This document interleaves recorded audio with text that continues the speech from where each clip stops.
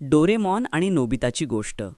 एकदा नोबिता खूप दुःखी बसला होता, कारण त्याने शाळेत दिलेला गृहपाठ केला नव्हता आणि उद्या शिक्षक त्याला ओरडणार होते. तो रडत बसला होता.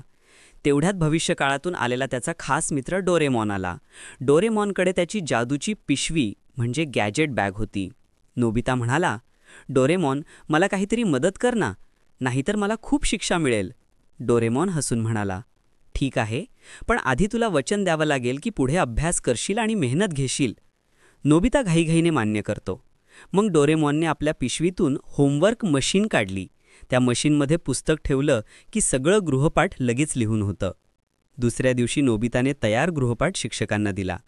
शिक्षक खुश झाले, पण त्याला डोरेमॉनचे शब्द आठवले, "मेहनत हाच खराखुरा मित्र आहे." त्या दिवसापासून नोबिता अभ्यासात थोडं थोडं मन लावायला लागला. बोध: खरी प्रगती फक्त शॉर्टकटने होत नाही, मेहनतीनेच होते.